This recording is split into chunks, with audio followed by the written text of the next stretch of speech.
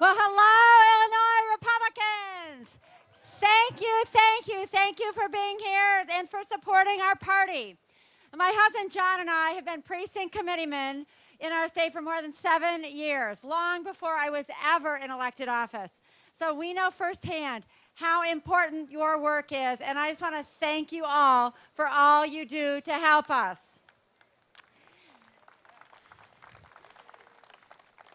Now, as many of you know, before I was your comptroller, I spent my career in the private sector.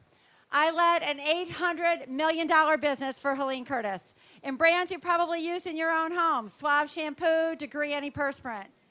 My job at Helene Curtis depended on meeting our financial goals and delivering our bottom line.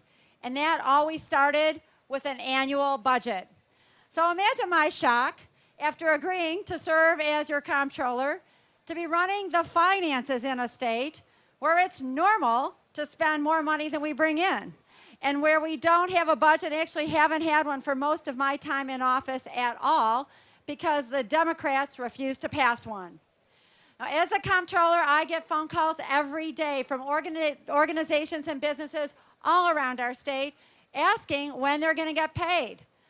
These are organizations that serve our most vulnerable, our sick, elderly, children, developmentally disabled. They are the doctors who have built their practices over decades caring for our state employees, and small businesses that serve our state. All of these organizations are now struggling because our state is months, and in some cases years, behind in paying them for their work. This is no way to run a state. And in fact, it's really just plain wrong. And because it is so wrong, this past spring, I directed my staff to treat the pay for elected officials like all other state payments, putting our paychecks in line with the rest of the state's bills.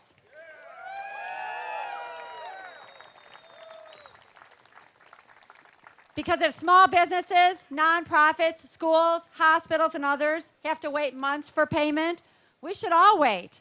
And those of us who are sent to serve should not be put before those whose tax dollars pay our salaries.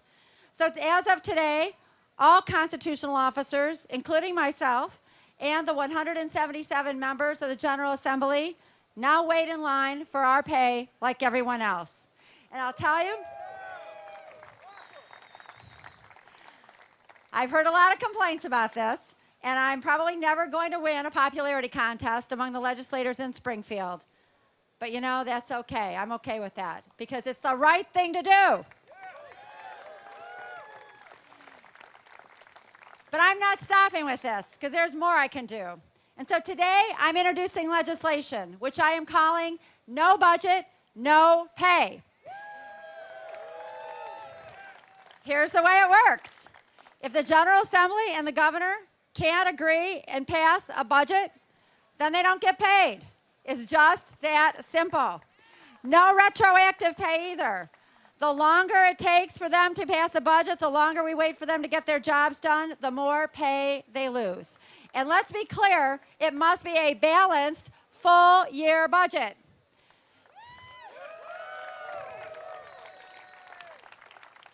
Now, do you know any employer that would continue to pay someone for not doing their job? I sure don't. Why should Illinois taxpayers settle for anything less? No budget, no pay. This is the right thing to do. Now, as you probably know, I'm on the ballot this November. The Democrats passed legislation to make me run in a special election for the remaining 2 years of my term. Now, mind you, they can't get a budget passed in Springfield, but somehow they found time to get this one passed. And they did it because they think a Republican cannot win in Illinois during a presidential year. Well, they have a surprise coming. Because even though I'm the incumbent in this race, I'm the newcomer to state government. My opponent spent her entire adult life on the City of Chicago and State of Illinois payrolls.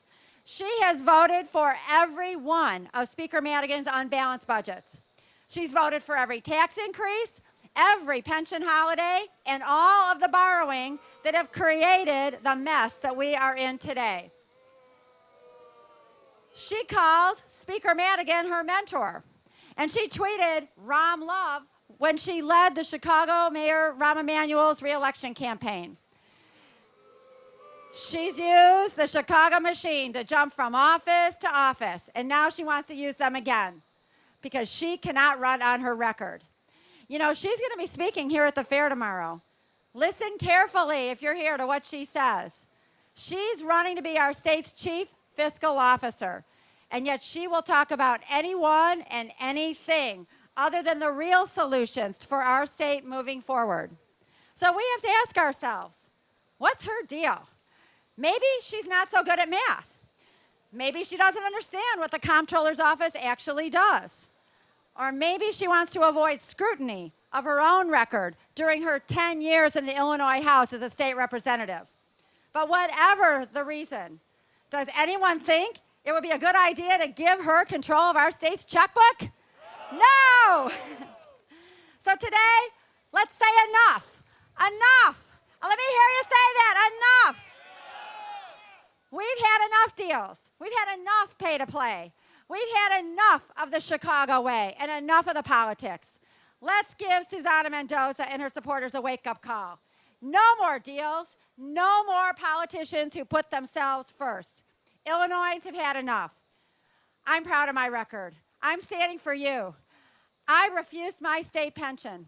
I'm working every day to lead real solutions to our financial problems. I'm keeping my promises to help our most vulnerable. I'm putting the people of Illinois first. And with your help, we will win in November. And we will get our state back on a strong track and make life better for all Illinoisans.